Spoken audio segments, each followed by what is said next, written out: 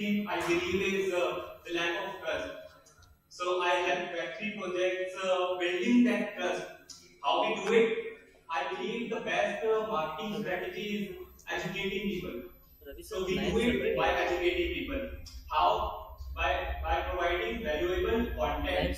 It can be related to their own project or Web3 in general. There are a lot of people searching various terms related to Web3. Like recently what happened on EM Telegram, like the announcement happened and people were not even aware about what is it. So if a project has the capacity to answer those questions initially, I believe there they can grab the niche market. So by providing enough knowledge about the Web3 ecosystem to their target audience, they can build their trust, establish their authority in the market, and increase conversation around their brand, which can potentially lead to conversions. Conversions in terms of like building a tribe of supporters, aka the community, call it in the crypto world. We can and community will become your potential users, can become your potential investors. So I believe there is a popular saying in the marketing world: content is king. I believe content is kingdom. So I have a three projects creating that kingdom through like insane by providing insane amount of value to the community. So this is a little bit about me. Thank you very much. And about CoinGate, yeah, I have heard about it. I have gained enough knowledge, like a lot of knowledge through CoinGate. I follow them rigorously, for any kind of blogs or news. I have turned my Google alert on with the term of CoinGate as well because there is a lot you can learn from the media company. And whatever they are saying is very true. They are Asia's leading media company. So thank you very Thank you very much for sharing it. Good to have you. So, who would like to come next? What's your good name, sir? All yours. Thank you so much. Hi guys, I'll just start with one quotation. और quotation में एक question पूछूंगा. किस किस को लगता है crypto fad? Starting में सबको लगा है. Be honest. लगा है. And I would say कि crypto और blockchain as a technology came for a solution. But अगर हम देखा जाए कोई भी product बनता है, कोई भी solution बनता है, वो mass adoption में जरूरत है, right? Blockchain क्या है? It had an initial ideation कि वो mass adoption होना चाहिए. बट एक गांव में बैठे बंदे को क्या फर्क पड़ता है ब्लॉकचेन आए ना बी ऑनेस्ट विद यू क्या फर्क पड़ता है कि उसे उठना है अपना खेत चलाना है ही has to earn money earn his bread every single day it is our job to make their lives easier with the help of this technology this is what I believe and this is how I started my journey क्योंकि मैं भी okay I am a lawyer right now and मैं अपने second year में मैंने blockchain से introduce हुआ था कैसे हुआ था was like How many of you know about Sergey Nazarov? किसको पता है? Exactly. So like, does anybody have any idea to what is chainlink? So exactly, like chainlink. So chainlink. Do you know what is Oracle? What is an Oracle? Exactly. So chainlink provides a decentralized Oracle network. But इसका pharma से क्या relation है? मैंने जब oracle के बारे में पढ़ा पहले मैंने एक पॉडकास्ट देखा था अगर किसी ने देखा हो लेक्स फ्राइडमैन और सर्जी का एक पॉडकास्ट है and that was the point I decided good मुझे यहाँ घुसना है being from a non tech background मतलब I am a law student I was a law student at that point of time but I was like मुझे घुसना है मुझे सीखना है क्योंकि फॉर एक एग्जांपल लेते हैं क्रॉप इंश्योरेंस पता है क्या होता है आपको कि अगर मेरी क्रॉप अगर बारिश नहीं हुई farmer is dependent for the irrigation on rain water होता है अगर वो इंश्योरेंस कराता है अगर बारिश नहीं हुई तो मैं इंश्योरेंस कंपनी से जाके पैसे दे दूंगा अब हम सबको पता है इंश्योरेंस के पैसा निकलवाने में कितना टाइम होता है कितना पेपर वर्क होता है भाई तुम और उसके ऑफिस में जाओ क्लीन करो सब कुछ करो ना what if there is technology जो ऑटोमेटिकली प्रिडिक्ट कर ले कि अगर 31 तारीख को बारिश नहीं हुई ऑटोमेटिकली इसके गवर्नमेंट पैसे देंगे फार्मिंग को This was something which was made possible by oracles. At of time 2017 में ऑरिकल्स आने चालू हुए एंड जब मुझे पता लगा दिस कैन बी पॉसिबल मैंने खुद ने एक पेपर लिखा उसके बाद I wrote a paper of introduction of smart contracts on international commercial transactions ये oracles and smart contract is one such thing जो अगेन मास अडॉप्शन के लिए इंपॉर्टेंट है बट यूजर को इतना फर्क नहीं पड़ेगा उससे बट हमारी जॉब है कि उनका नाम स्थान हो and that is how I started my Web3 journey उसमें मैंने पेपर लिखे right now I am with the company known as Lighthouse so again Web 1 Web 2 Web 3 तीनों आए तीनों में एक चीज कॉमन है दैट इज डेटा डेटा की ओनरशिप चेंज होती रहती है अभी आपका जो डेटा है that is been heard by the centralised companies like AWS आपके डेटा से वो लोग पैसे कमा रहे हैं और आपको उसकी Web3 was like one of the main I would say one of the main proposition of Web3 was ownership of data and that is where we come in we provide you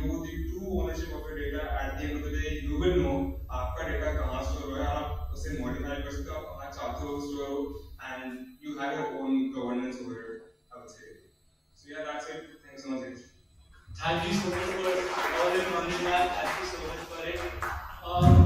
Next up on agenda, we have our next keynote speaker. He's from Blocktails, one of the biggest gaming blockchain platform. They will showcase their product on Shark Tank India this year. They were all there. So give it up for Shubham. He's not just a tech geek, he's also a business savvy. He's an MBA grad from IIM Lucknow. So give it up for Shubham, please. Let's come on.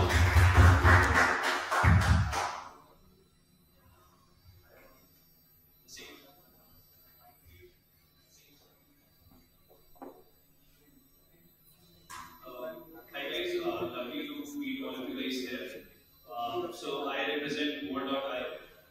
We are a GameFi project, of course, but we build games around cricket.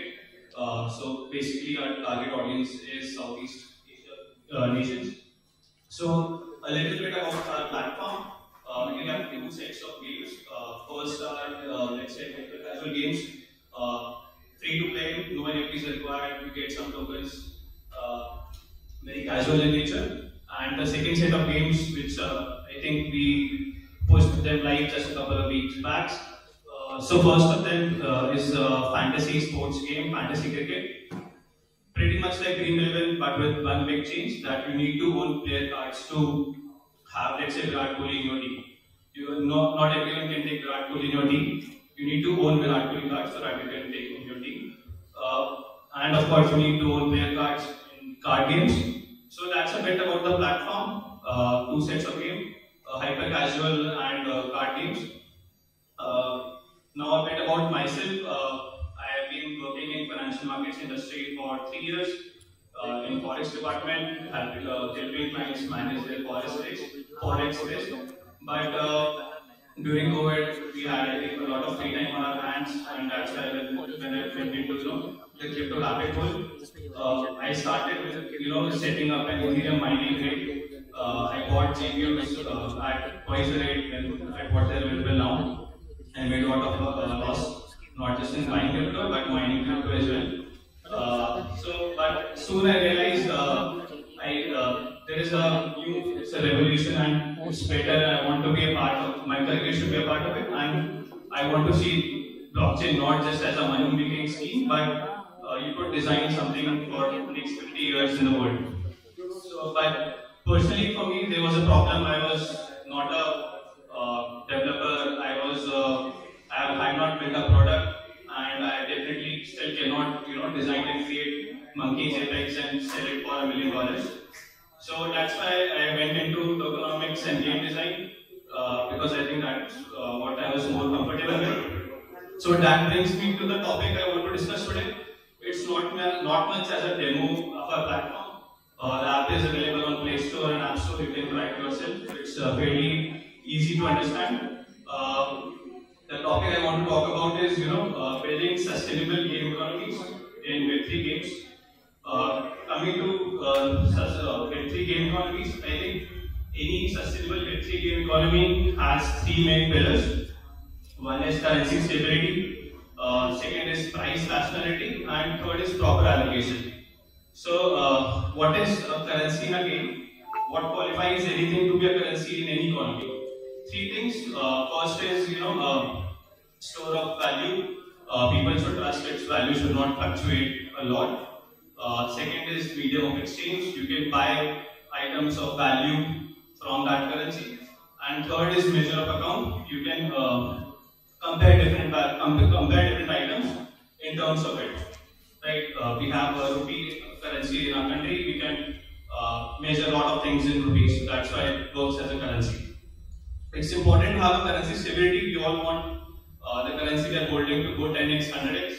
But if you are planning to do that, it's not sustainable, especially in a game, because it might go 10x, it might go 100x. But the users are coming at 100x, they are going to see the next maybe currency dropping 90% or 100%.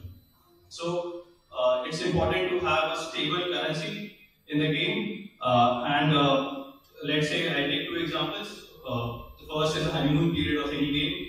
Lots of users are coming in, so there are fixed number of assets, but way too many users. The prices are going up crazily. We have seen that happen in NFTs and in many games as well. A good example is Axie Infinity.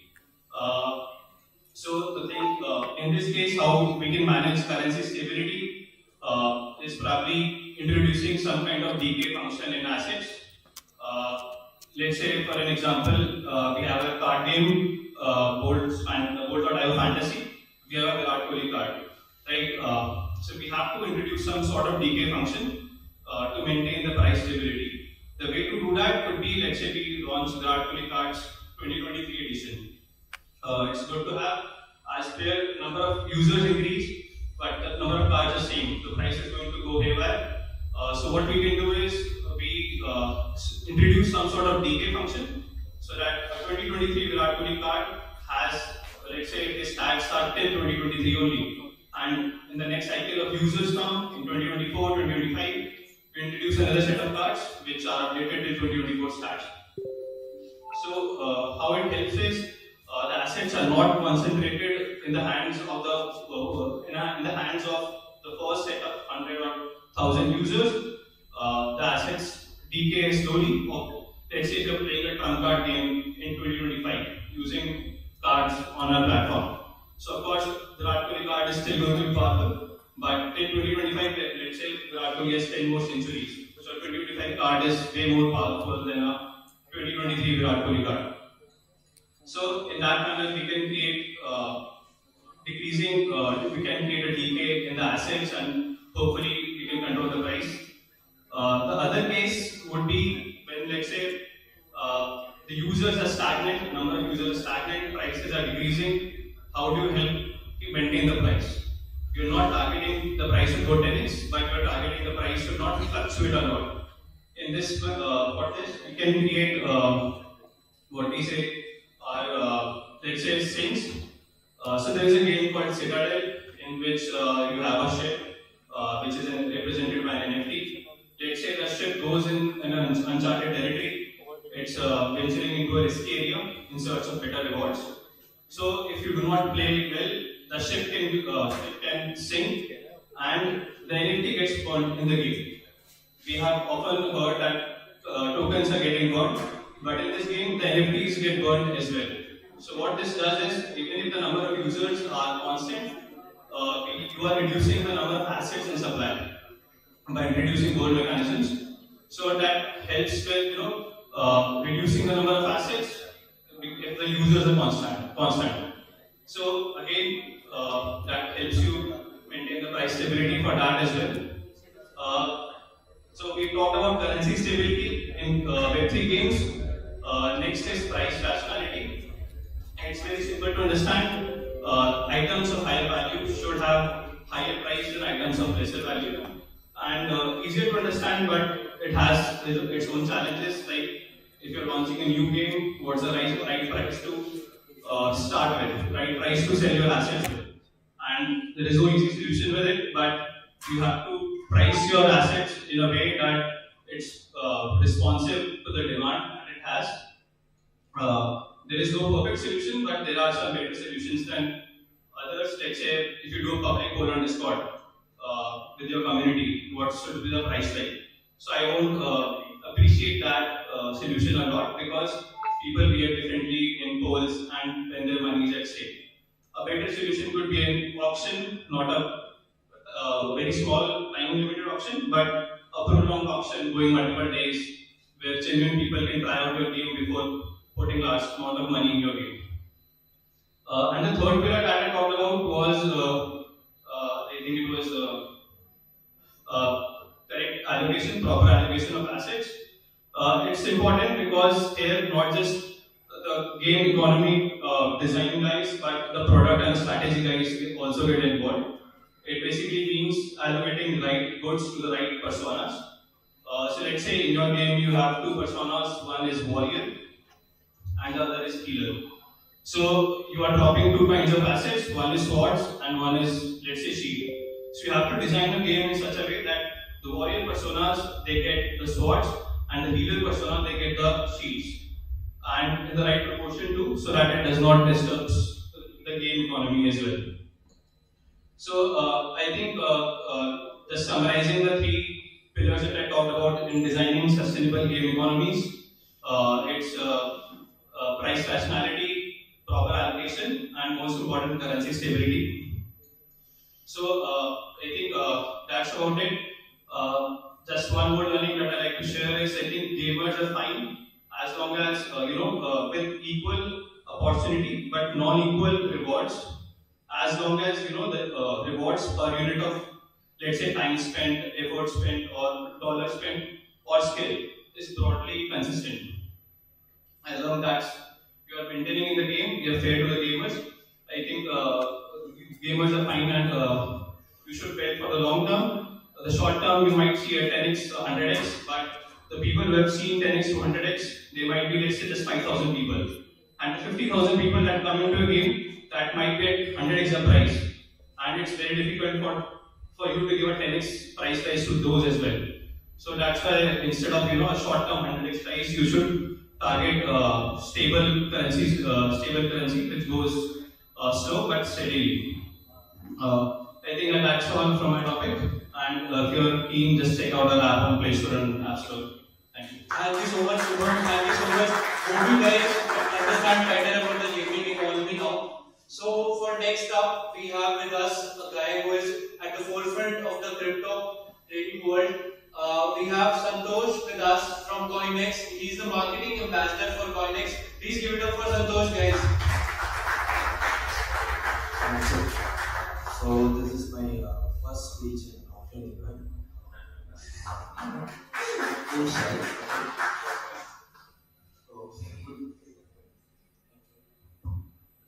Good evening to everyone. It's an absolute pleasure to be here today among all the crypto enthusiasts and pioneers around the world of cryptocurrency and blockchain technology. So let me introduce myself first. I'm Santosh Kumar. Honored to be a CoinX marketing ambassador. So I started my journey as a CoinX merchant pioneer. So what defines me is commitment to continuous learning. So if someone asks me a question today, if I don't know, it's my mission to find it and learn it. So same way, I feel many people here will be as same as me, commitment to learning. So the more we say I don't know, the more we grow and more we learn and the more we get our invaluable insights. So let me share what is CoinX and how CoinX works. So CoinX is basically a global cryptocurrency exchange. When I say global cryptocurrency exchange, everyone will be having a question in the mind. Basically, I met many people will be questioning me why should I choose a global currency exchange when I can easily deposit and withdraw on local currency in an Indian exchange. So when it comes to global currency exchange, it's not about the withdrawal or deposits. It's all about the service, security, and reliability. That's what a global currency exchange promises to provide its users. So CoinX is basically founded in December 2017 by Hypoya, our CEO. So I'm so proud that from 2017 till today, Coinex doesn't have any incidents. We also provide with 100% reserve. So we are already available in 50 languages. Coinex offer product services like exchange futures, margin trading, AMM, and strategic trading. And you can see that Coinex is a global cryptocurrency exchange under YRBTC group. So as Coinex comes under YRBTC group, YRBTC group is the world's top fifth mining pool company. So through this connection, Coinex ensures stable and reliability.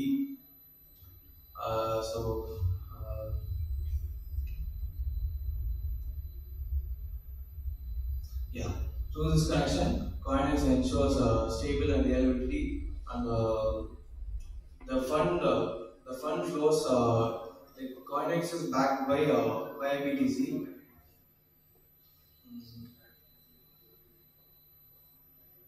Yeah, this is centralized exchange and decentralized exchange. Like how the centralized and decentralized goes until 2030.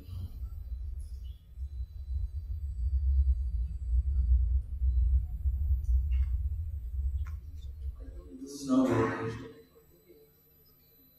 So this is Coinex services, spot futures, margin trading, AMM. AMM is nothing but automated market making, where you can like if you liquidate a token, and if that token is like if it is a CET is a token, native token of Coinex.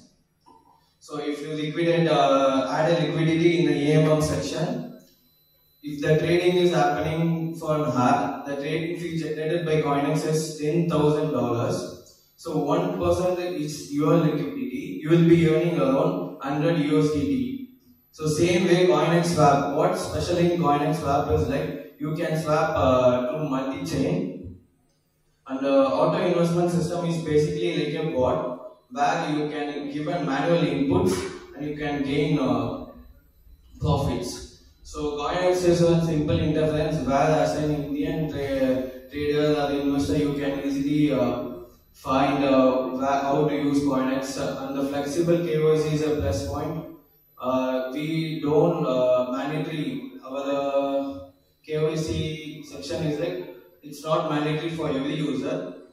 When you cross 10,000 USD dollars withdrawal limit, that time only you need KYC. So when it comes to secure and stable, as I already said, Coinex is backed by YRBTC group. Through this connection, we provide long-run reliability through the mining skills of YRBTC. So regional support, we do have around 200 plus countries. We have a special support team in each country. So we are supported by 700 tokens plus trading base of 1,100 plus. So there are other three things comes under YRBTC, which is Coinex Smart Chain. This Smart Chain is Coinex own Smart Chain, where it is 128 million staked already. So we also have multi-chain bridge where you can swap from one chain to other chain within a second and very less risk. And we also have our own wallet, which is called as Via Wallet. It supports to 10 blockchains, can store multi-swap. We are in this Via Wallet also, there is a multi-chain swap, and we also have staking features and closing of the apps as MetaMask too. So one swap is decentralized exchange. We do have our decentralized exchange. So you can find this in oneswap.io. So our own decentralized build on Coinex Smart Chain. So all this decentralized D apps and other projects use a CET as a gas fee. So it is very minimal compared to other blockchains. So mining and prediction pool, there is a mining and prediction pool where you can mine by adding the liquidity of the tokens, and also the prediction pool is like there is a chart be running, so you have to, it's like option trading where you will be predicting the next 5 minutes and double your profits. So fully audited contracts will be done on OneSwap. So we already partnered with UOB Wallet and we have brought up one B bank. So CoinX token. CoinX has burned 1.8 million token already, which is allocated to the team. So like CoinX, from the beginning, CoinX was burning 50% of that token, which means like if the profit of the month is around like 1 crore, they will be repurchasing the 50 lakhs of 50 lakhs with they will be repurchasing CD with the 50 lakhs and they will burn it. So after reaching the 3 billion, they have reduced that to 20% just like 2 months before. So all the CoinX CD token will be detected as a trading fee. We also have our VIP privilege. Like if you hold a CoinX token, which is a CD, in the exchange you will be having a special customer care, and we also like will giving giveaways when it's your birthday. So like same way as I said, gas for dates, token of smart chain, which is a CD. So you can check all this repurchase and burning history in coinx.com/token. So we do have a ambassador program where we encourage YouTubers and community people. So when it will be registered under special optional referral code. So through this code, if a user registered, you will be getting 40% to 50% on their trading fee, and it's a good opportunity for codes. CoinX market making. So if you are a group of professional trading and you are an individual trader where your volume is more than 5 million, you get special features of like maker and taker fee and stable API, interest free credit. All the stuff will be given to you by CoinX.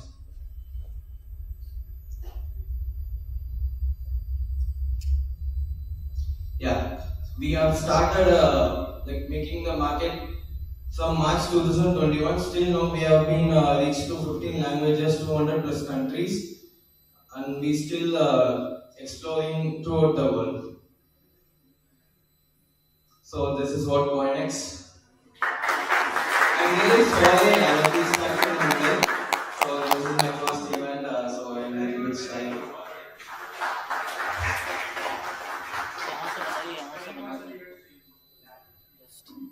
It's okay, Santosh. We truly understand it's your first time. It's also our first time hosting such an event, and we are also on the same level. We have been facing a lot of learning. We have been seeing a lot of learnings, a lot of things has been unfolded today, and I hope you guys are enjoying too, since we are working hard to make it successful. So now we have another person, a very special guest coming up on stage. So give it a huge round of applause for Mr. Anupam from Dynamite.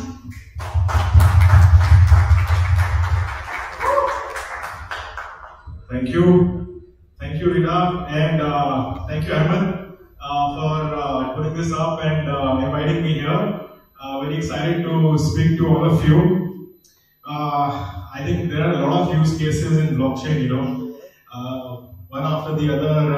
Vikas is solving one use case, and I see, folks are going about solving a lot of use cases. The one use case that excited me the most personally was cross-border payments. And I've been dreaming to solve that for a very long time. And I think we are at the cusp of, expediting a lot of it. And I want to tell you more about Dynamite. So, let me ask you guys. I think Dynamite is something that you can all probably relate to. Have you guys received crypto payment from any of your employer or a friend? Yeah. So like you do your work, they pay you in crypto. But like your bills are not getting paid in crypto, right? So you have to liquidate, then you have to think of taxation, and then you can't pay your rent in crypto, all of that stuff. Sometimes what happens is that your employer wants to pay you in fiat, but you want in crypto, right? So that has also happened in a lot of use cases like that. So Dynamite does that, but the most exciting part of Dynamite is that it does fiat to fiat or cross-border payments. So right now we are live in the US, we are live in Europe, we are in 15 countries in Africa, we are in India, we are in UK. So we are doing from all of these regions to Africa, India to Africa, Africa to India, intra-Africa as well. So basically, in no time, we want to build a system which is slightly better than Swift, and we want to move money like an email any day of the week, or even Saturday, Sunday open, and basically free of cost, almost. So let me just try to show you a demo. Rita, if you, yeah, please play this. So this is Nigeria going through Central Africa. You say Nigerian user sending to Africa. What you have to do, you put an email, you put your first name, last name, put in your OTP, and yeah. So this is intra-Africa payment happening. This is the same way it will work for Europe to Africa, US to Africa, India to Africa, Africa to India, vice versa. So you select the payment method, that's there, and then you select the recipient's payment method, how do they want to receive the payment, and that's it. You make the payment, and they receive the payment, and the payment will be initiated, and as soon as the person receives the money, within 1 hour at max, the last time we tested, it was probably like 2 hours, the user received their funds full. And we're proud to say that in the corridors that we are serving right now, we are faster than PayPal, we are cheaper than PayPal, we are faster than Wise, we are cheaper than Wise. And we are regulated by FinCEN in the US, which is we have an MSP license. We are like our entire operations runs out of the US. So our MSP license, money service business license, is from a FinCEN, which is a regulatory authority in the US. So all the reporting that we do for all the transactions that are suspicious and all that stuff, that happens with them. And yeah, right now we are scaling the product. We are not in beta anymore. We are not private beta or anything. We are 100% live. If you want to receive a payment from a client in the US tomorrow, you can use Dynamite, and you will get the money within 2 hours. Rather than USD coming to in your bank, and then you are selling that USD, all that stuff. Or better yet, if your client is sending you USDT or any stable coin or BTC or ETH, you can directly use Dynamite and you will receive INR in your bank account directly. Or if they are paying in USD and you want to receive crypto, that's also fine. It's a pretty flexible product. So yeah, please do check out Dynamite, and if you have any questions, I'll be hanging around for a little bit after this talk. So yeah, thank you.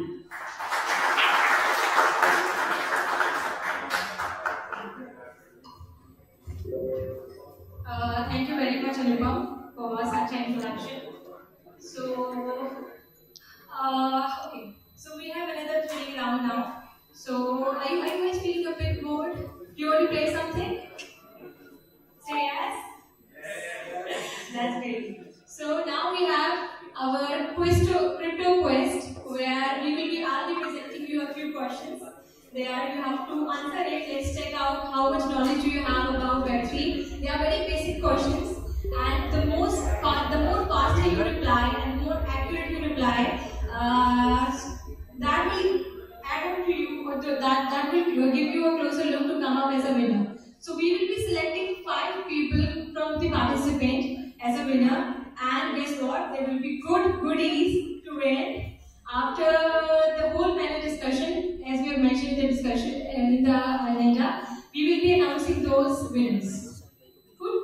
So please scan this QR code, and on your phone, the questions of the quest will be displayed.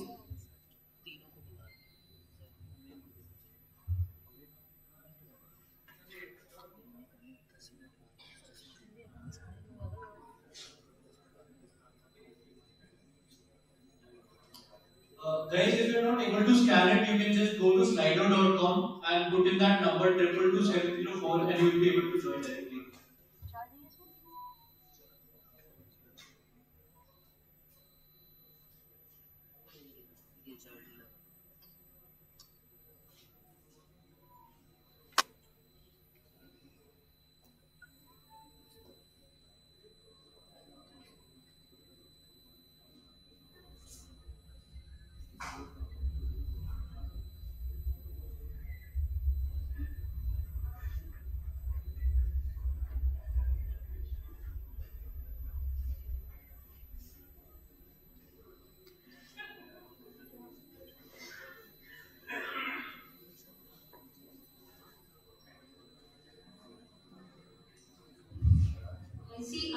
people are joining, like 30 plus people have joined. Wow.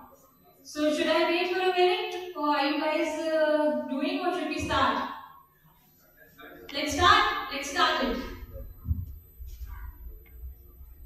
So here you can see the questions on your screen, on your mobile screen. Make sure you take the right answer on time.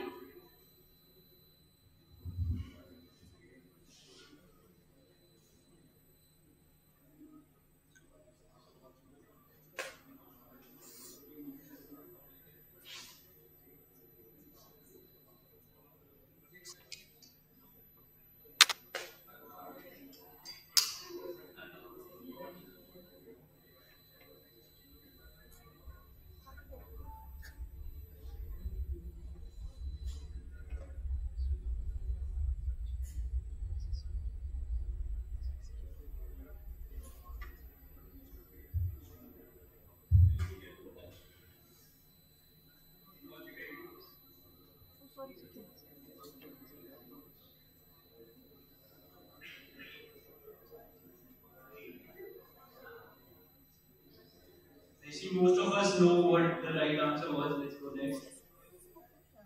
This was the most difficult questions while searching for the questions. So let's see how many of us get it right.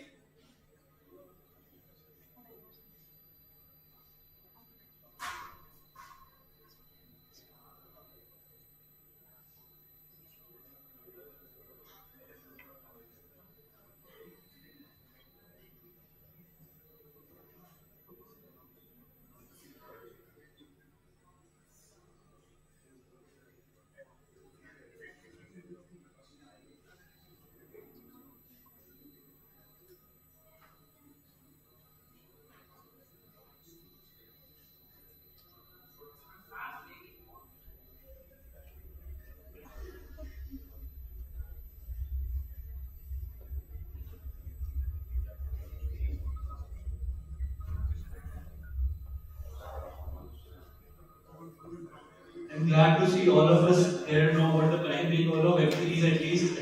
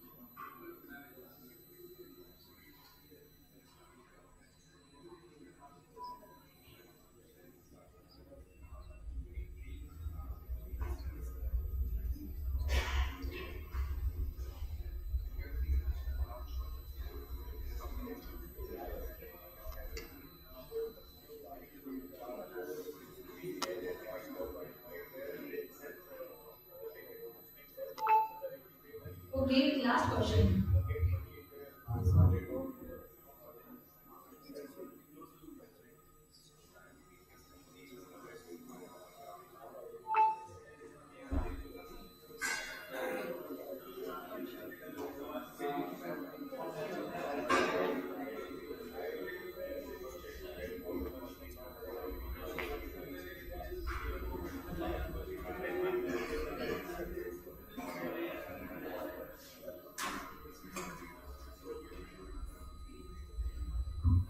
Great, we have 5 winners.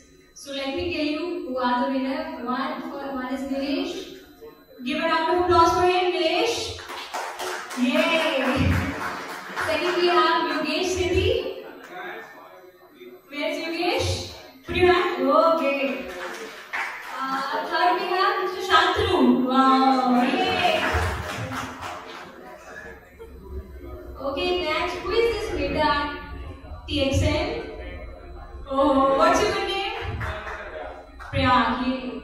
Next is Avi. Avi, where is Avi?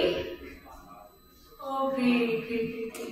So, thank you for participating in our session. Definitely, we will give you all the winners some goodies from our community partners socially. So, you will be getting some goodies plus Alex account plus an exclusive t-shirt. So, get it going. And I would like to ask Mr. Sanket to come over the stage and get some exciting conversation going ahead. So, give it a round of applause for him. Hello. Thank you Blocktalks for organizing this. So my name is Sanket and I'm from Quill Audits. Quill Audits is okay. Thank you. Quill Audits. I think most of you have heard of Quill Audits. It's does anybody know what smart contract auditing is? Sir, please, can you help me out?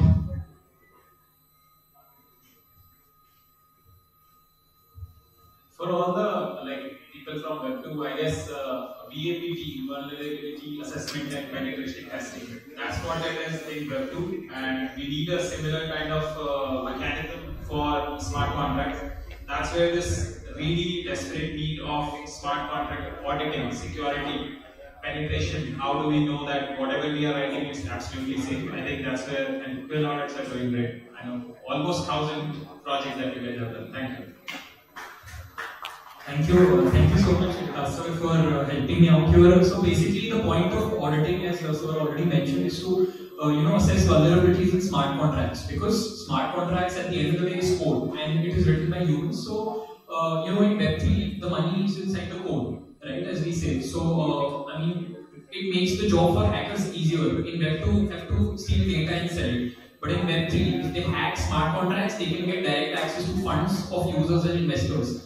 So that is what makes auditing so important. And some of the stats for Quill audits, as you guys can see on the screen also, we've been in this industry for quite some time now. So, coming down to some stats, I think some of the graph and figures might not be visible. So, some of the stats if we go through, right? So, in 2022 alone, in the quiz there was this question that what is DeFi, and the answer was decentralized finance. right? So in DeFi only, we lost $4 billion worth of funds. The investors lost $4 billion worth of funds. I mean, you can see that crypto hacks have resulted in $35 million lost in funds since the starting of the industry. And all of this, right, all of the funds lost, and you can see that 44% of the funds have been lost due to smart contract hacks. So, I mean, when you have phishing scams and you have different types of scams, right? So, these things are very hard to catch because these are man-made errors, or, I mean, there are different types of scams, right? Rug pulls, even though we do have a tool for rug pull also, there can be some due diligence for rug pull as well. But essentially, there are smart contract hacks in which hackers exploit vulnerabilities and hack into smart contracts to actually go and just snatch the user funds invested into smart contracts. And that is what we tackle. Yeah. So I mean, this is the qualitative side of why. I mean, earlier we were talking about the quantitative reason as to why auditing is so important. Now we jump on to the qualitative reason as to why smart contracts are so important. Auditing is so important. And we'll also be discussing this on the panel. But one of the reasons is to build trust, because as an investor, if you're always at the risk of losing funds while investing, why will you invest in a project, right? That's the big question. If you're always at the risk कि मैंने पैसा डाला और कोई चुरा लेगा, तो मैं क्यों इन्वेस्ट करूँगा? मैं बेवकूफ थोड़ी ना हूँ. So another thing is for the integrity of decentralized systems, we say that decentralized systems are more secure, they're more better than Web2 projects. I mean that's a fair point to make. But at the same time, if they're so vulnerable to being hacked at any point in time, then the question again arises on the integrity of decentralized systems. Yeah. So, I mean, in the past 5 years, we've done, I mean, we're almost touching 1,000 projects, and we secured $30 billion plus worth of funds by auditing different projects in the past 5 years or so. And, I mean, the reason, I mean, one of the reasons that a lot of firms prefer quill audits is, I mean, obviously due to a unique auditing methodology, which involves creating a very comprehensive report after doing very thorough testing and vulnerability analysis.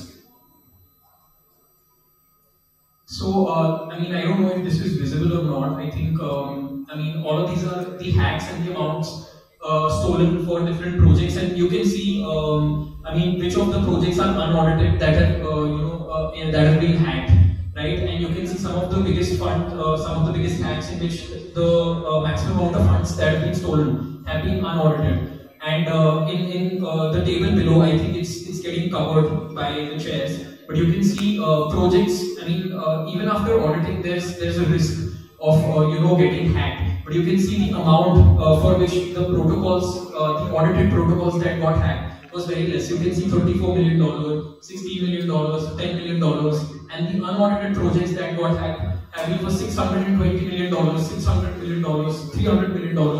That again emphasizes on the importance of smart contract auditing. So, I mean, again, these are some of the reasons why anybody should come to quill audits if you have a project, and why you should trust quill audits. I mean, apart from our experience, a lot of the different elements that go into auditing, I mean, I think we've been through all of them, and we've been in a lot of different cycles, and as a company, we survived all these cycles primarily due to our expertise that lies. Since auditing is a very niche skill and not everyone can do it, you need a vast variety of experience with smart contracts, with auditing, with different techniques, with different tools, and that is what we've gathered through our journey in the past 5 or 6 years. So you can see some of the reasons why we are, at the top of the scale. And primarily, another reason is that a lot of new blockchains come, a lot of new systems come every single day, and as soon as they come, our team starts their research, and within a very short time span, we are able to audit these blockchains, and we develop a methodology, and we develop the right research systems and the capabilities to audit on these blockchains.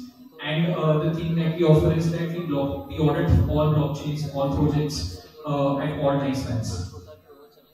So another thing, a recent new initiative has been the Quill Academy. So the Quill Academy has been for developers who want to shift from Web2 to Web3, or who are already in Web3 and want to get into auditing. So I mean, the idea was to help them learn, then help them practice, and now we've evolved to helping them earn also. So that it's like a complete funnel. We help them learn through our auditing cohorts, in which we selected 10 fellows, and we received 2,000 plus registrations in our first go. Then after these 10 fellows graduated, we started competitions or challenges for them for 4 or 5 months, where a challenge was launched every single week. We launched 30 plus challenges, and we had 200 consistent users who were solving these challenges. I think one of the people who I was interacting with mentioned that we need power users for each project. We don't need 1,000 users, we don't need, millions of users. We just need those, hundreds of users who are dedicated to building on your project or learning from you. So that is what we were able to achieve from the Capture the Flag challenges. And now we've given them an opportunity to earn also, because you practice, you've done some on-chain practice with war games, with the CTF competitions, and now you want to use those skills that you build to actually make a difference and to actually get a payout also, because you are putting in your time and effort. So we started a red teaming service. In this red teaming service, if your project is either unable to afford auditing, or even though you've got auditing from a certain firm, you also want another opinion of an expert team. So it's like a cool gang of hackers hanging out together, from all the different places in the world. They just come together, and with all their expertise, they also audit this project. And once they audit the project, they also create a comprehensive report. We combine our internal reports and the reports from the Quill Red team to provide the project, an unbeatable defense. So that's the concept behind the Quill Red team. And another service that we offer is the open source intelligent and forensic services. CID देखा है सबने? तो CID में एक वो आता था ना, जो लैब में इन्वेस्टिगेशन करता था पूरी, वो क्रिएट करता था कि क्या सीन चल रहा है पीछे और क्या गड़बड़ हो रही है सारी. तो that also we do, but for crypto transactions. Yeah. Sorry. You're right. So that is what we do for crypto transactions, because hack तो हो गया और फिर हमने हर जगह PR कर दी, बता दिया सबको कि ये hack हुआ है.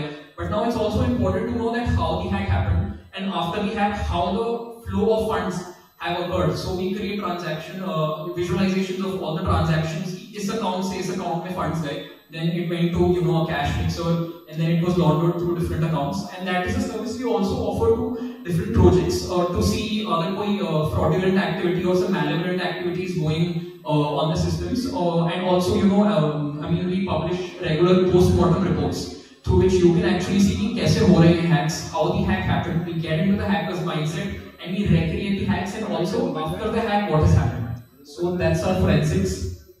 So that's all. Thank you so much. And you can reach out if you have a project for auditing or any other service. Now I think we have the panel discussion, for which I would like to invite Preetham sir and introduce all the panelists as well.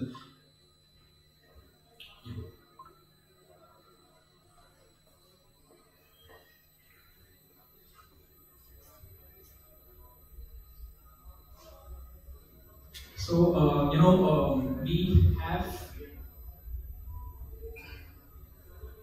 we have Pranay from L Bank. Is Pranay here?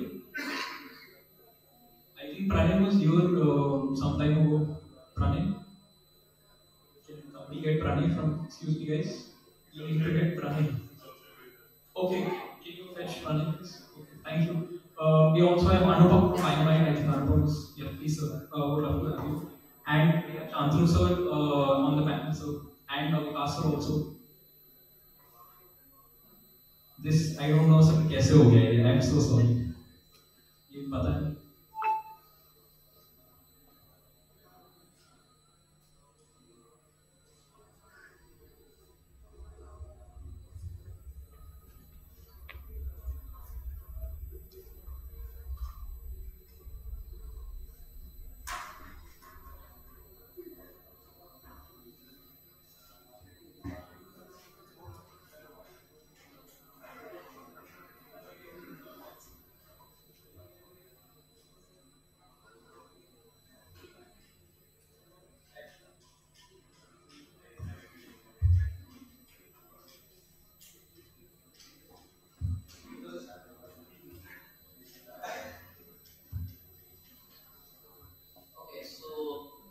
Start now. So we're having good OGs here, and they are building the products from I think 2016 and 17.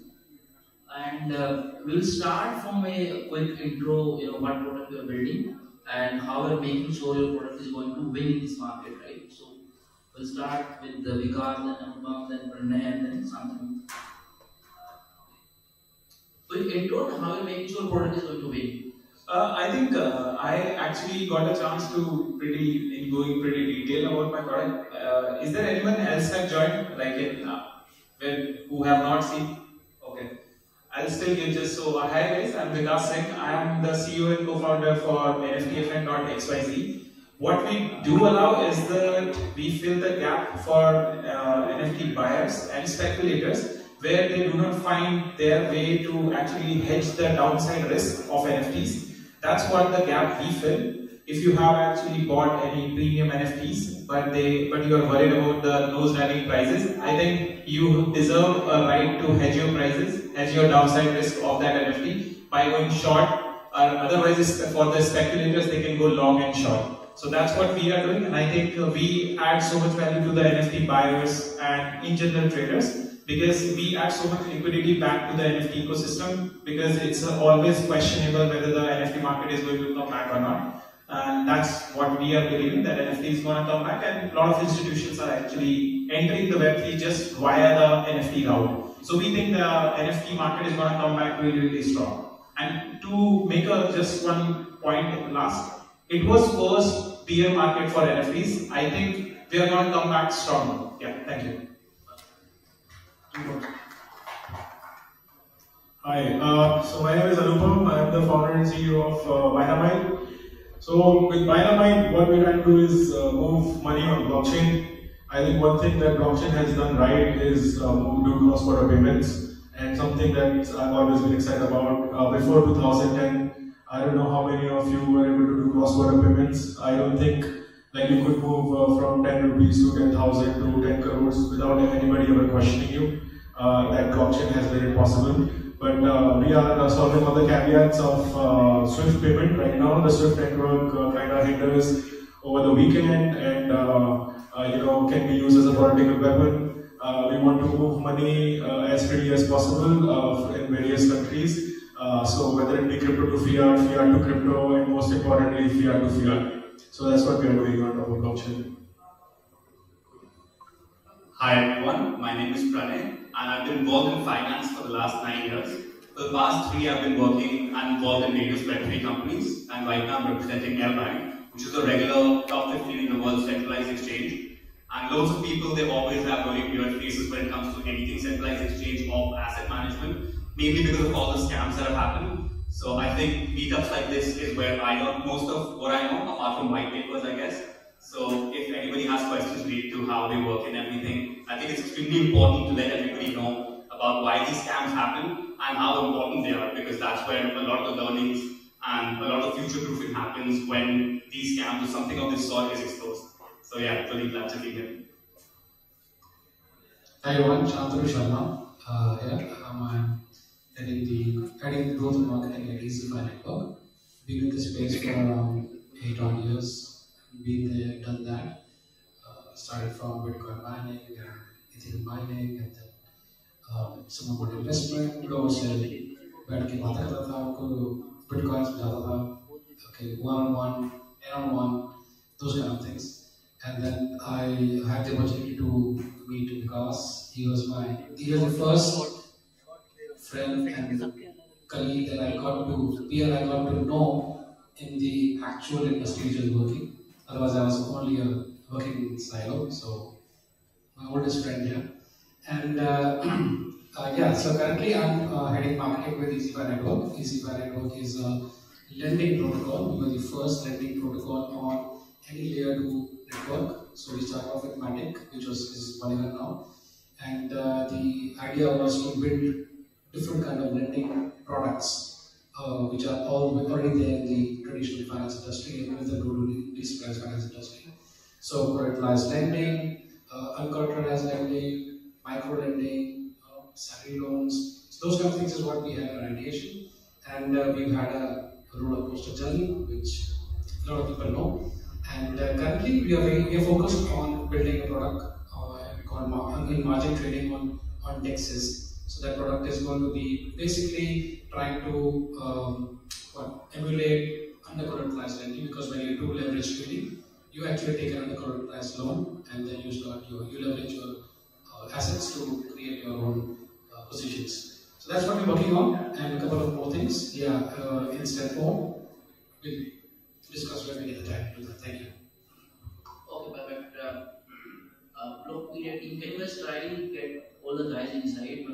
काफी लोग बाहर हैं. Okay. So we will start with Sam sir, because you are a great storyteller. So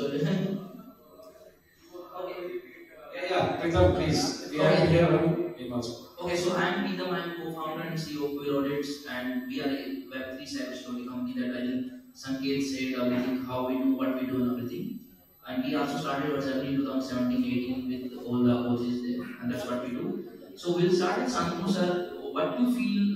What are the like most concerns, or you will say the misconceptions that users are having when they approach any Web3 product, right? What they have the concerns or any misconceptions they are having when they are approaching any Web3 product. So I talk about people who don't know Web3? Yeah, don't know Web3. And what your product face, like the EG5 face and the other product they are building. See, the EasyFi never had a problem because we were already deep into this entire industry, and we are the founders had already done a couple of other products called, one of them was Firefox. And during that point in time, DeFi was a big buzzword. So we capitalized on that buzzword and we were able to get a huge amount of EVL in a very short span of time. So we had around 40 million worth of EVL in the first 48 hours, okay? And we maintained that huge TVL, about 60-70 million TVL for a very long time, for almost a year. And also, user-wise, because there were already some mature users without many, alright, but there were many mature users around 10,000 or more that we had in Sept. So those that majority was there. But if I really look at the real, I won't say misconception, but an issue when it comes to real for Web2 people or people who are in the industry coming up 3 years. I think one which everybody knows and faces is the experience that we have. I think the primary biggest hurdle in the experience is the technology that it means to have about how to handle the MetaMask, how to handle the wallets. That starts from the basic here. Baki, the entire concept of getting into lending solutions and finding out what decentralized lending is all about, that comes much later. So the basic problem which I believe I also faced when the first time I used was the handling of the wallet, handling of the assets in the wallet, transfer of assets, the user interaction, the experiences. I think that is where the basic crunch was. Once you take that big leap on that, people really get into understand it. But I think the first thing, before you get into lending and lending solutions and you move to real product or DeFi, people still need to understand how to transfer from one place to the other. Okay, that was one of the areas where I found even new people I met by transfer. How does it work really? And how like easy my make it easy for the users to understand?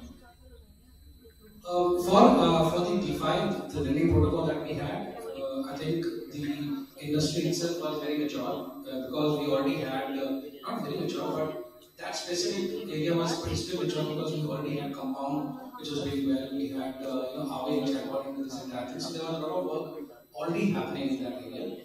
But yeah, our basic, the way that we handled it was absolutely, user-based, guides that we created as how we actually do lending, how do you actually get into, I think we were only focused on people who actually understand how to handle the assets. So it was very easy for us because हमने फिर guides बनाए, हमने one-on-one interactions किया, we actually did a lot of videos that we made for ourselves. That's very basic marketing strategy is what we do. Yeah, so there are various categories of people and they all face different issues. At the most basic level, somebody who doesn't know anything, the major hurdle that you face is just the technological aspect. Like what exactly is this? And then you have the misconceptions which come in. Unless you are part of meetups like this or you have a certain idea of knowledge, most people will still just shy away from crypto, especially people who are, let's say, of an older generation. They just shy away from all of this thinking that, okay, this is just another scam or another Ponzi scheme. We've seen loads of scenes of this happening. When it comes to other people though, I think onboarding and on-ramping, both aspects, on-ramping as well as on-ramping, be it any site, I think that is a very major hurdle that most people face. Even when it comes to something as simple as doing a KYC, so most sites nowadays, even if you're Web3, if you're withdrawing money or you have anything happening, you do require a KYC. And what we see is 80%, over 80% of users will just give up sometime somewhere and then just go off to something else. So onboarding users is one of the major issues that most people face. Yeah, that's a very interesting question, right? Especially for us because we always want to target people from Web2 and do payments on Web3 infrastructure. So we try to make the Payment product very simple to use. We don't require them to use any MetaMask. They can just use it on my email. They can, all the things that Sir mentioned over here. They just remove all the barriers for them to just come on board and basically put in their INR and transact just like they're doing on PayPal or otherwise. But that's what we believe to the core, right? That users should use blockchain in the backend and they should not even realize that we're using blockchain, but still using blockchain. So that's something we kind of try to do. I guess what in our application generally, when I say our, in the sense like Web3 public blockchain facing products, they have to have an interaction with the wallets. Now account abstractions are coming, they can actually iron out a lot of issues. But today, the way we have handled it in NFTFN, we have actually combined initial 3-4 steps like selecting the right chain, verifying whether it is the right chain, and then ensuring that the wallet opens up by itself, give them the pop-up to sign the things by itself. What we have done, we have automated all these things. So user should not feel that, okay, the page has opened, now what is the immediate first step that I need to do? And that's where we think that we have actually eased the pain of user, that they are not dumbstruck what to do next. It's just that they just follow the instruction. So it feels like somebody is hand-holding and making them do what they are supposed to do. So I understand there are challenges in bringing the user from Web2 to Web3, but user experience, I guess the designers, if there are any designers, I will call you directly that the issues which are faced by blockchain has to be solved by design. And founders have to work really hard with the designers, with the UX experts, that they can actually somehow wrap that problem in an easy step 1, step 2, step 3 kind of things. Yeah, that's all I guess. Yeah, completely agree. I think Web3 UX need too much work, and there can be more starters around Web3 UX. Because the wallet and the UX is the first entry to the Web3 to move from Web2 to Web3. So my next question, because we'll start from there. So what should be the perfect checklist for a Web3 founder or Web3 product to gain or build the credibility and for the trust for the users that the product that you like the NFT and product they are using? So what should be the checklist? Build more trust and build more credibility for the users for your product. I think, and what you are doing currently? Oh, absolutely. I am following a checklist. First of all, have a face for the project. Not every next project is going to be sushi. So my first and foremost is this: like put your reputation on the line. Have more interactions with the community. Talk it more, because when you, first of all, it's a two-way effect. It's not just that it's like I am gaining trust on my product just because I'm showing my face. It's like you can give me some insight which will help my product maybe 100 times. We recently were casually I was talking to one guy and he gave me one idea which actually can generate net new revenue within my product. And I was like, amazing, like this is how I think, like first and foremost, go out there, be available, be present, show up. That will, like, almost 80 to 90% problems will get solved by just interacting with your target audience or industry persons like who understand in what direction you are going. And these are the top countries. Thank you. I 100% agree with Vikas. If there is one industry that needs trust, is this one. And since we've been through ICO days also, the kind of projects that came and they scammed so many people. the social proof is required.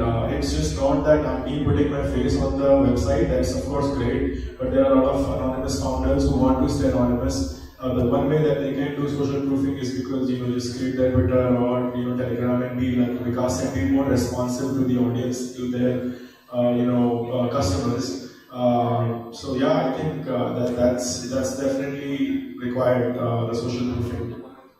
Yeah. Yeah, so for most items related to finance, be it centralized exchanges or decentralized ones, I think there is a big question about what exactly is happening to user funds. I think that's the number one question that people will need to tackle in order to trust any centralized exchange, be it now or in the future. Where exactly my wallets are, is how safe are my keys, is any information I'm giving you going to be leaked out, and of course proof of reserve should be the number one thing that the users have to pressurize or force the centralized exchanges or the DEXs to just answer this question clearly. Have you leased them or no? Because if they haven't, then building any form of trust is an absolute no factor. So there is this sort of a checklist about what exactly is happening with people funds, and I think there is a governance and compliance angle to this as well. So many people are still confused, especially in India. Should I trust a company like L-Bank when there is 30% tax? Is this completely legal here? While onboarding or offboarding, is something else going to happen with me? So even that aspect has to be cleared out both by exchanges as well as the government work. We still require work to be done here. For me, I think I leave the product development, product design, the UI design, and the experience to the techies who are actually on the product guy who really know how to design it well. For me, it is very important. The community is paramount. I think 90% of all apps, all projects in fact, are user-oriented. Basically, they need users. Alright? And the users come from the community. So my paramount focus goes to community interactions, ensuring that my eyes are always on the community groups that we are in, the Twitter, the Telegram, the Discords, the LinkedIn's of the world, wherever we have a face towards the industry or towards the community. That becomes paramount. So you have to listen to your community. You have to cater to them step by step. हर समय उनको हमारी जरूरत होती है because they are the ones who put money into this company, right? So they need to know few things. They need to be updated. So and you may have one community, you may have 10 different channels. Your focus has to be on each of them equally. So you decide how you want to divide your attention. But communities are. Completely agree. I think we have to, as Vikas mentioned, the documentation is important. The community is also important to build a trust in the episode. So my next question, Vikas, again, we have seen many black swan events like KFC and Blockopedia. So as a Web3 product, like how we can build trust again on Web3, and as a founder, like we have seen those products. As a founder, how you build trust inside you? They are Web3 developer, then how we can motivate our team in Web3? We should be there, right? I think, yeah, once things falls down like house of cards, we have seen like we are in the news situation for almost 1.5 years now. I guess it becomes really, really hard for anybody to not to. I mean, we really need enough of steam to not to leave this industry and still be determined to actually continue to push in this direction. I have very simple phenomena that I relate to, that this is one kind of a new internet that is being shaped up right now, and maybe I would not say that the funds that we generally lost, and my heart goes out to them. They actually, it's very hard-earned money, and it should not have happened. But since this became a reality, and now the ecosystem has some names, but it really should not deter the founders to not to try something really aspirational, like the way we are going. We are highly dependent on the NFT ecosystem. And as Naval says, like, have some leverage. I mean, take some contradictory bets and win them. And when you win a contradictory bet, it's gonna give you exponential returns. having a Bitcoin in 2016 and prior, understanding them, owning even zero point 0.1 Bitcoin also has given people exponential return, and that was a contrarian bet back then. A lot of friends have actually just not believed in it even since now. So, I mean, anyway, coming back to the question, we think that this new kind of internet is shaping up, and this new kind of internet requires different kind of products. We do not have, I would say, a proper reputation solution even now. I have written 18 pages worth of Google Doc on portable reputation in 2017. I have had a word with a lot of people. How can a portable reputation can help? I have been a vocal person related to the decentralized nature of social network. How can we decentralize fiber and all these things, and then this from the ground up it can actually become a network. So all of these things. So I'm saying it's a new internet. You have a chance to create a new kind of Amazon, new kind of search platform, new kind of data indexation platform. Subgraph is one. So I would say there is a lot of world to be explored. I guess yes, there are some setbacks, but we cannot get like that this is a wrong path. I would say that's my two solutions. I would like to argue that these USDs and FTXs will keep happening. There is no I'm sure you guys remember BitConnect. After BitConnect went down, we were like, okay, this was the last of it. We'll not hear again. I mean, then FTX happened, and then USD happened, Theater Capital happened, and I'm sure 2-3 years down the line, when the bull run comes, there's going to be another 2-3 scams. Billions of dollars will be lost. So one thing that I would also like to add in that checklist is that regulation side of things, which is why at Dynamite the first thing we did is get regulatory license from the US. We are regulated by FinCEN, we report to them every month all the payments that we are doing. So every product can go out there and actually try to find some licenses that they can get for themselves. And that is the first thing I guess the user should also look at. I mean, look at the regulatory world. There are Satyams and all the financial frauds that are happening in the regulatory world, and I'm sure till the time regulation comes in Web3, we'll just see more frequent cases of these scams being happening again and again. I have no doubt. Yeah, I completely agree. With any new technology, you will see and hear about more new scams than ever before. This is a cycle which has proven itself. Unless the market matures way quickly than we imagine, I think it is an absolute fact that stuff like this is bound to happen. I think with all these 2C scams that we mentioned, be it FTX, be it 3AC, etc., people did wake up to what exactly quantitative analysis is, and ensuring that if there's any company that you're putting your money in, ensure that they have a proper board of directors, ensure there are different people in charge, and all the power is not just in the hands of one person or just a very small group of individuals with no external shareholders at all. Because in an environment where it's still, as you mentioned again, not that regulated, you do need external shareholders or some amount of accountability. Otherwise, you just have people here just gambling away with other people's funds, which is the worst form. They spoke so well, I forgot the question. We have seen many black swan events like FTX, Capital, right? So, as a Web3 product, how we can rebuild trust in these kind of events? Yes. And continue building the Okay. and yeah. Now I understand. Now I understand. You spoke so well. So, yeah, I think in two ways you look at what Vikas said. Firstly, until and unless, I believe, until and unless people deep dive into really understand the business aspect of Web3, scams will keep on happening. They will always be bad actors. So be ready for that. So whenever there's something new which comes in, there will be bad actors. Okay, Bitcoin way, there were bad actors. Exchanges way, there were bad actors. And so it all belongs to people, individuals as such. So you can't change human nature much. Okay, hence the only way that you can actually build something good or something where you can have trust is how we can involve the community in building the product that we are making.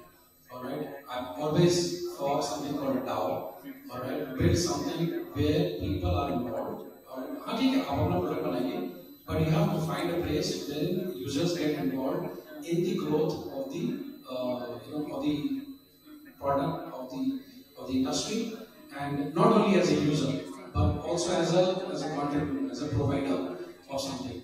So yeah, I think one of the ways where I believe that you can actually start Easify is en route to becoming a DAO in some time, where the people take care of the governance, the community takes care of the governance. So if you hold my token, you own the governance. Yes, you have the right to vote, and you decide on what you want to vote. So I think one way we can do is, of course, education comes also. People have to be educated, people have to understand this, and that can come from industry leaders only. And आप कुछ भी बोलो, this is a space where you actually require one-to-one interactions. You cannot do it just having a course or just having a video thrown across, or just having somebody writing something about it. This has to be a handhold. At the time you reach a point wherein everybody just say okay. People had an issue with internet earlier as well. It took 20 years. So please be ready to put that amount of time. There will be bad actors, so be ready for that. But yes, yeah. Sorry, I was just saying that all these checklists. I'm sure you would agree that FTX and Luna followed all of it, like whatever we mentioned. And I think the one trust factor that we can point out to is that the FTX Japan, all the users got their funds back. The only reason because they were regulated there, they were licensed. So my point of contention over here is, yes, all of that thing Vikas mentioned, Sir mentioning is important. But if you are using with users' funds, you have to be licensed, you have to be regulated. There must be some authority who will be looking by your shoulders, and you can show that to your users that you have this regulatory license. I think that since we are talking about trust, I think there's no better trust than that. Centralized, I'm not sure. We are in a decentralized world. Are you suggesting that we should have a centralized authority? Why not? Why not decentralized authority? I mean, is it better to be scammed with billions of dollars or not have a centralized? It's not better to be scammed. I said, can the people be held responsible for running the company? Yes, they can. So the issue is, if there is central authority everywhere, there will always be a different amount of pressure. And one, you cannot make money, user cannot make money. Alright?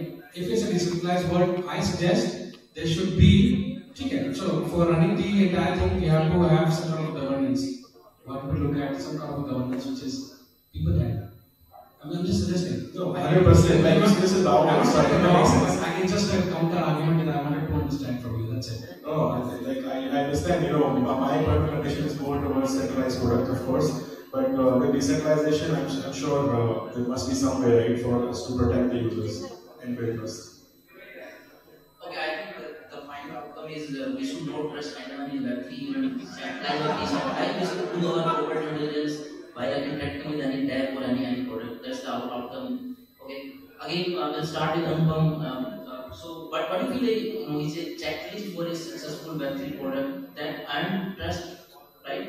And what's the importance of Web3 cybersecurity in Web3? Yeah, like Web3 cybersecurity. Okay, Web3 cybersecurity, I think super important. Not just Web3, Web2 cybersecurity is also important, protecting the users so that they are not attacked by the bad actors. And guys, you guys are playing a great role there. So kudos to you guys. Successful products, let's say Polygon and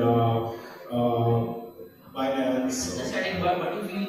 What successful checklist Polygon forward to like earn user trust and to become a big company? What do you feel? What checklist? A decentralized product or a decentralized product? And any product, like it's a Web3 product, what checklist they have followed to earn the user trust? Like we now love Polygon, right? Everyone love Polygon. What do you feel? What checklist they have followed, and what checklist you are following? Yeah, so like Vikas also started mentioning, right? Having the face, having the product demo, having the documents, all of these things are super important. And Sir also mentioned the same things, having all the documents out and putting your face out there. If you want to be anonymous, then have a community, build a DAO, be out there to respond to users. I guess this is just basic, things. And if you add the cherry on the top, which is a license, I think that's great also. Okay, interesting. So, Vikas. So the question is same. I think let me rephrase. What's the importance of Web3 cybersecurity? I think you can say more like deep on it. What's the importance of cybersecurity in Web3 space? I think I mentioned it once while I was answering Sanjay's question, like what is audit. I guess in Web 2.0, normally like we have like these VATT, vulnerability assessment and penetration testing. You have like I think SOC 3 kind of security standards, and no, not OFAC. There are standards by which your normal application in Web 2.0 goes through, and if somehow you take care of these entry gates, then you can be sure that you are going to give an impeccable experience to your user. I think this is again I'm saying because that was a security phenomena or mechanism for Web 2.0. Now cut to Web 3.0. It's a new kind of internet. It requires new way to ensure that you plug these holes. And that's where the securities, there are sometimes day zero vulnerabilities in the smart contracts. Sometimes people respond to them on Twitter in a way. I mean, there are Immunify, there are a lot of projects like that where CTFs being done by you, and I really love the like CTF to red team to actually making them financial forensics expert. That was a great thing. So that's where I think like it's a new kind of internet, requires a new way to look at the code that you are writing on it. Requires very, I think, 10x kind of attention while you are creating those simulation under which your smart contract can break, and you can allow a perpetrator to get in and lose points eventually. So I think there is no checklist, I would say. If this would have been this easy to put down in checklist, everybody would have done it. So I would say still follow a very solid regime to make sure that you go through. Again, I'm saying like go through first with an independent auditors, because now that independent auditors, Code for Arena, Code Forge, all these things are there. Go through the step-by-step mechanism before investing $20,000, $50,000 with a very reputed one, trying to get it done in 2,000 to 5,000 to 10,000. Then invest that money of 30,000, because if you then invest 20 to 30,000, you're going to get more bang for the buck, because you will make them run for the bugs. Already identified.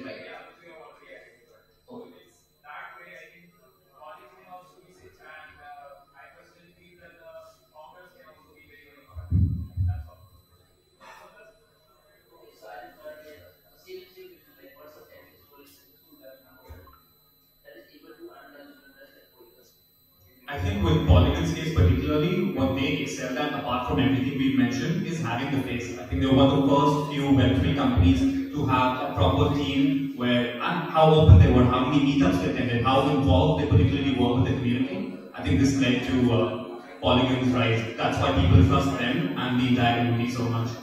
I think most other points have been covered. When it comes to cybersecurity, I don't really think any dev can guarantee that there'll be no faults in my writing. You just do need audits.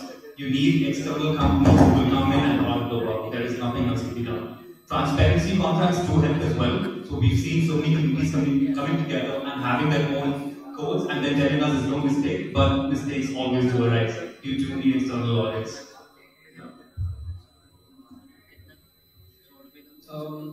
Cybersecurity ultra important.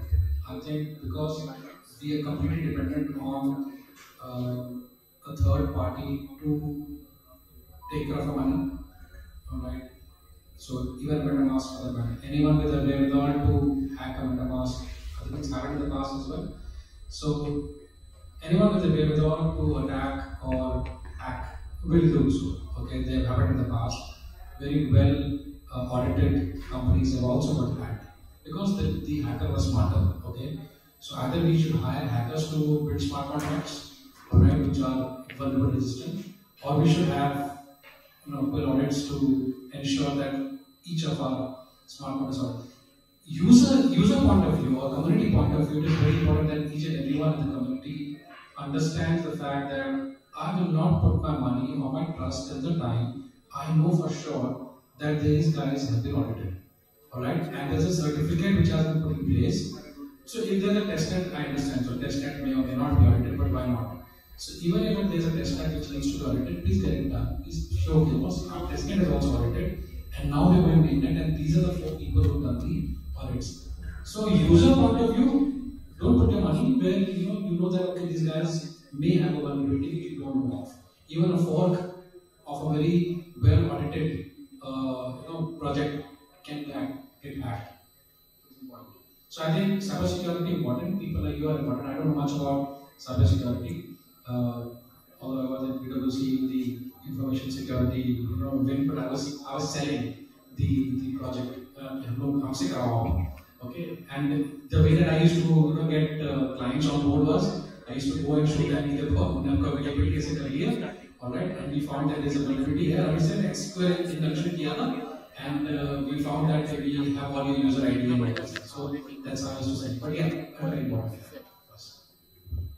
Yeah, I think the right process for Web3 cybersecurity is, first go with either any Web3 cybersecurity consultant while you're building your architecture. Then after like you are ready to deploy on testnet, I think go with any red team or any Unify or Arena. The third step is go with any regulated cybersecurity company.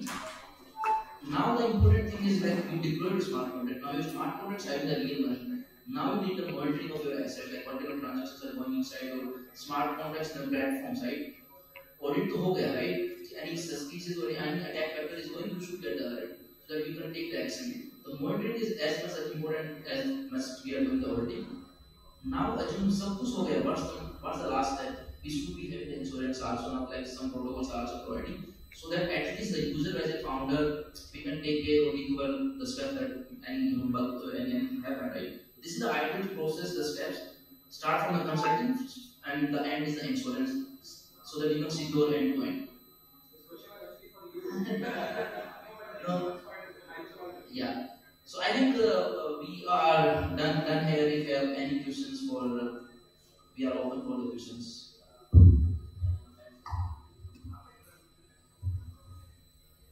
Okay, so we have got like a lot of goodies for you guys. So if you will ask a question and panelists like it, I think we have like a lot of goodies. Yeah, thank you. The perks of being funded.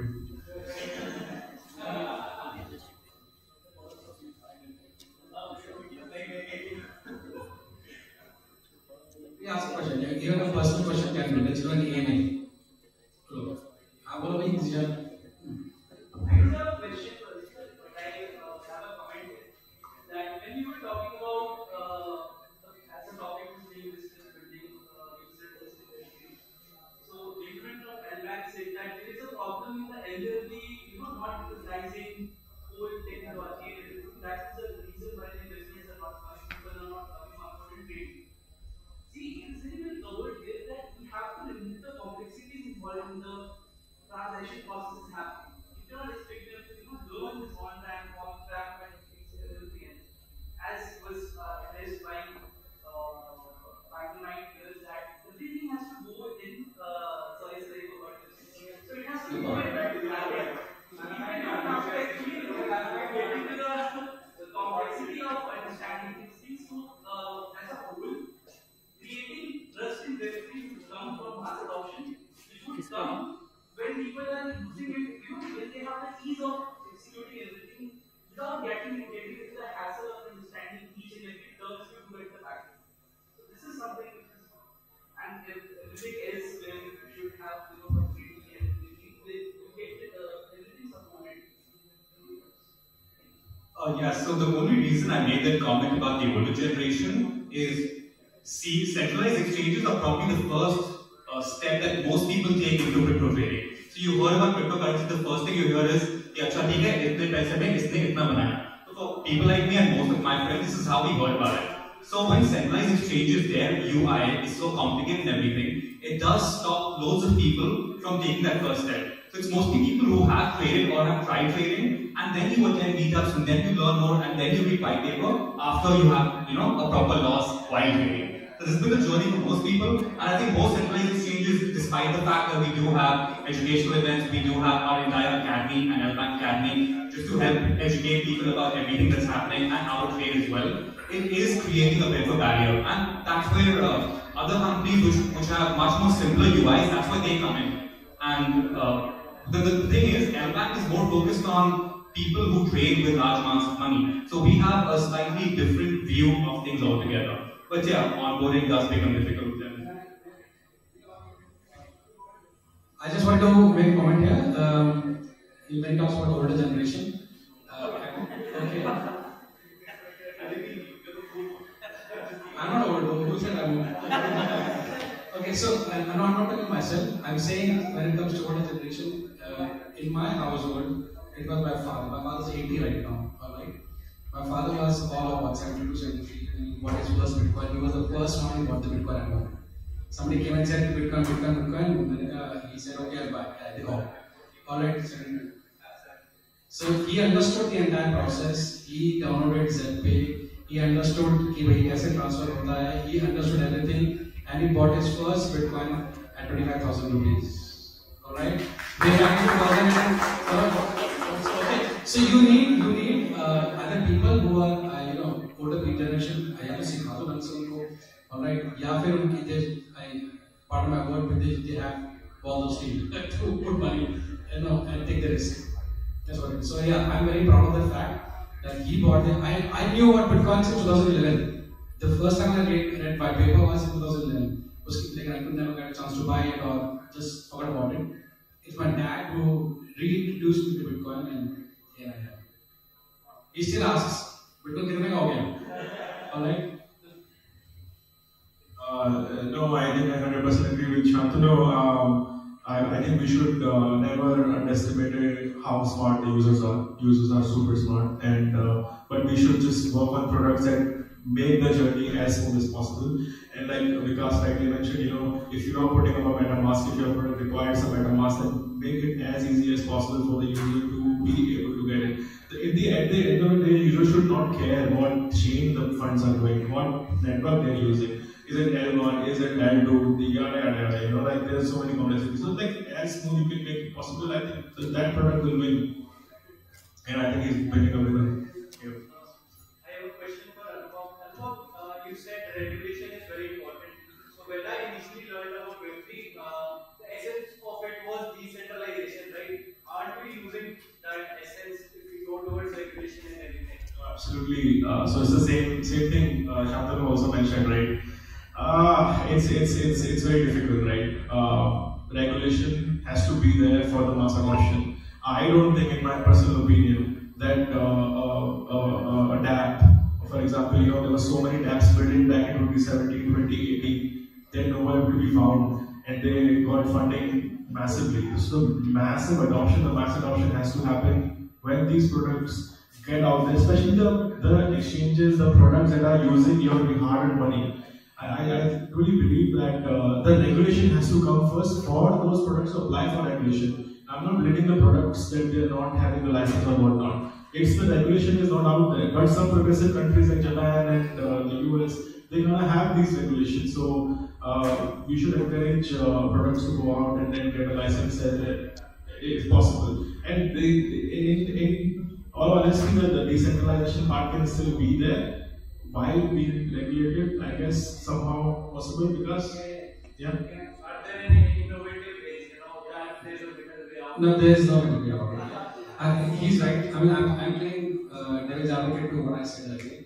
I love the concept of a DAO. Right? I love the concept of communities taking care of the business, right? But essentially, this limits the entire community as well. Unless somebody from Web2 comes back in through a proper understanding and education and becomes part of Web3, he still lingers on where he is right now. He will not be part of Web3. So, हमारी community limited हो जाती है.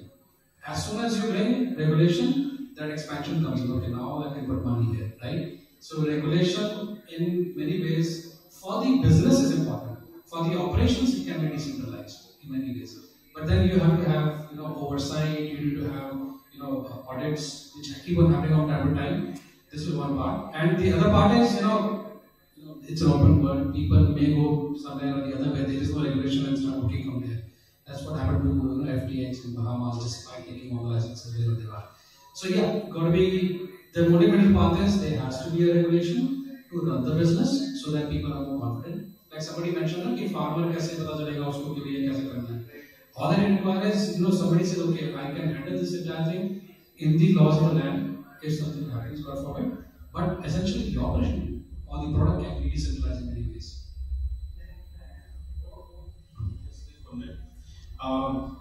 So the two things I trust in my life: FTX, SPF, whatever, and USDC.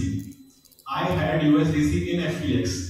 So significant amount, right? Before they were going down, the day before they were, I fortunately was able to take them out. So which is why I'm pro regulation, is because I trusted both them and they both betrayed me. USDC started depegging a month later or 2 months later, right? So then they both kind of were in the situation, but if they were both licensed, regulated, and looked upon like FTX Japan, all the people, 100% of the people got the money back. So If I were interested, I will forget about all the assets or recent.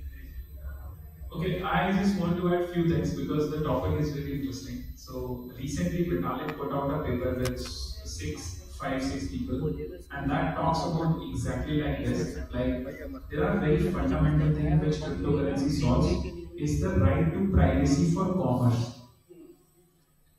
It's so even in Indian constitution or you go to any other country's constitution, right to commerce is not explicitly written. But if I stop or if I hijack your right to commerce, trust me, you will not be able to live. Why? Even because you cannot do transaction. For anything to happen in your life, you have to have a right to commerce. And that's what these regulations encapsulates in this thing. Right? So Vitalik, coming back to the Vitalik paper actually talks about, so a founder of Tornado Cash recently got, he was identified and then he was pulled into, and then he's right now, I think, serving right now. But he's in jail just because writing Tornado Cash smart contract. Underlying technology is permissionless. I wrote a smart contract. So somehow it's like saying this that Facebook पे बहुत सारे scam हो रहे हैं या UPI पे बहुत सारे स्कैम हो रहे हैं, मैं जाता हूँ NPCI के फाउंडर को उठाता हूँ और मैं उसको जेल में डाल देता हूँ. So we should be like we have to take a step back, try to relate कि Web 2.0 में क्या है और Web 3.0 में क्या है. So the point that I want to allude to is this. It's a very like a छोटा मोटा up and down है, but regulations जब आपने बोला कि क्रिप्टो करेंसी और रेगुलेशन ऑपोजिट है, ये बहुत ही टिपिकल क्वेश्चन हो जाता है. हमें समझना होगा कि एज अ यूजर हमें कितनी लिबर्टी है, राइट? और उस लिबर्टी को हम कहाँ एक्सरसाइज कर रहे हैं. I mean law of the land क्या है? लॉ ऑफ द लैंड में इंडिया का, to be very frank, India is such a strong country, we do not need crypto. But place yourself in the shoes of Zimbabwe में एक बार आप जाके देखिए, ठीक है? और वी से जो कंट्री क्या नाम है, वेनेजुएला, वियतनाम आता मैं नहीं, बट वेनेजुएला या डेवलपर्स आर अमेजिंग. वेनेजुएला जाके आप देखिए, आप एक बार अपने आप को वहां जाके देखिए कि आप सुबह गए, आपने जॉब करते टाइम करेंसी का एक प्राइस है, शाम तक आए उस करेंसी का जो वैल्यू है वो खत्म हो गया. वहां पे लोग पता है करेंसी से सबसे पहले क्या करते हैं, वो दूध खरीद लेते हैं, क्योंकि दूध का प्राइस नहीं इतनी तेजी से डाउन होता. आप अपने आप को एक बार उस सिचुएशन में डाल के देखिए जहां पे ना crypto currency becomes the only savior. I would not say banking, I mean central banking system, I would say. Banking as a facility is desperately needed for everyone. Everybody wants to become a bank. But the central banks actually is the thing. I will not again go into those lanes. I'm again coming back to what a user can or cannot do. Vitalik's paper talks about how a user or how the countries can actually maintain the enough knowledge about the end customer while giving them the right to commerce. So that's the crux. So I would say the question actually came from that and recent improvements, I would say, because again cryptocurrency ecosystem, Web3 ecosystem is still, Vitalik still writes amazing paper. He's like a prodigy, still committed to that ecosystem, writing papers. And this time actually is like is great Sept, MIT, Stanford, and giga OGs. So I think yeah, that's all my little bit about it. I'll ask you one thing. If we all were so decentralized loving people and we want decentralized product, decentralized everything, why are we desperately wanting ETFs to be out there? Since 2015, 2016, ETFs, because that exposes us, the decentralized decentralized world to a new set of users. And I think that's where the mass adoption is. Which is why we are like, ATF Zero Bhai ho gaya, abhi dekho.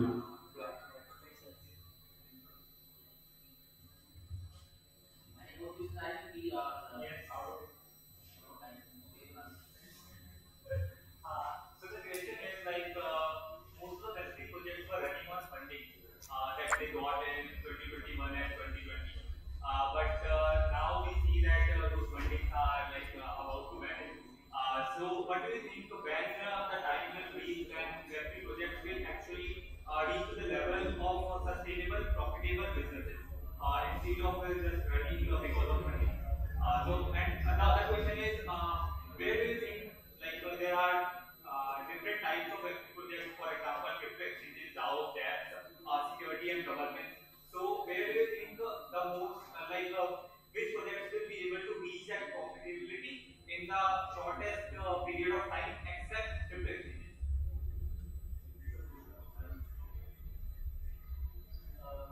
Okay, I think so it depends on what kind of product you are building, right? You just mentioned that they raised the funding and एक दो साल में बंद हो गए, right? So we started in 2017 and we seen so many startups and like my खुद के friends they just closed the startup and now they're saying they're looking for job, right? Like do you have any job, right? So it depends on what kind of product you are building, right? Like if you are building any JetPay or anything, right? And if you cryptocurrency exchange, you're building, you are still profitable, right? And if you are building just an NFT product, like we met so many founders there, क्या build कर रहे हो? Building NFT exchange वो तो Punjabi singers क्यों build कर रहे हो पता नहीं, right? तो वो तो एक 6 महीने बाद बंद होना ही है ना. तो you should identify what's the size of the market you should build it so that you can make the money out of it, right? Yeah. So that was my second question. So according to you, I'm not asking the exact answer. We don't have that. But according to you, what kind of project can reach that profitability in the shortest period of Okay. time? Except crypto exchanges. I think the most important is the market size. That's the first step. That is the wallet, right?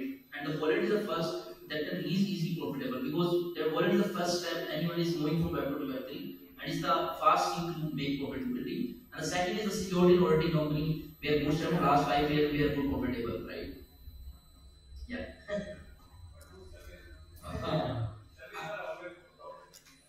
I'll give generic idea because I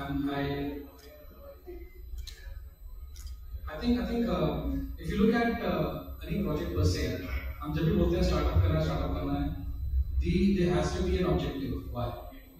Alright?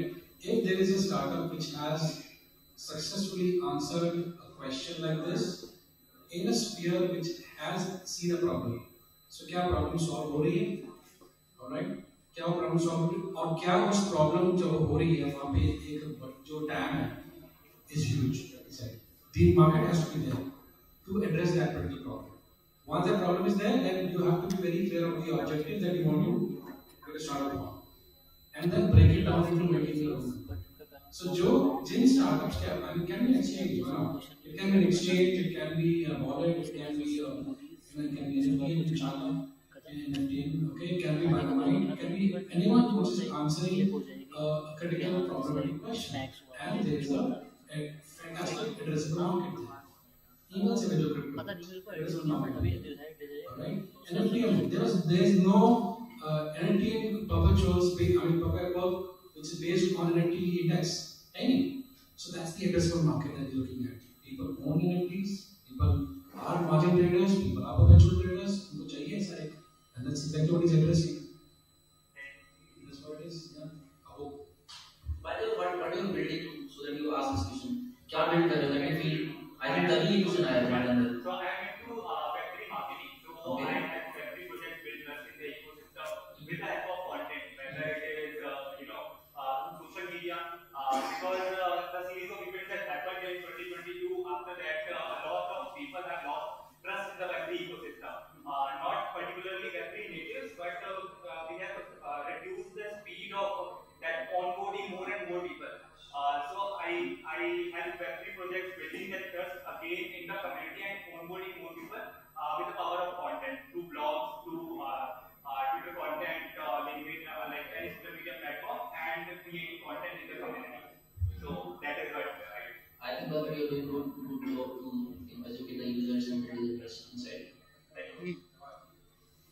we are done with the session. Thanks for the speakers. Thank you so much, guys, for the That's some good words from your audience for all of you guys. That was such an awesome panel. I personally learned a lot from it, and I'm glad to be here with all the veterans.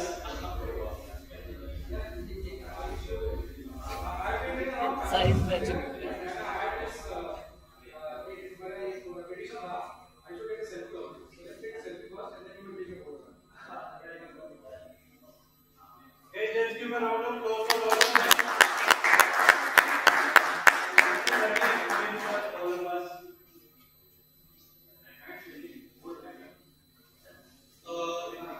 We also have merch from socially for all the quiz winners.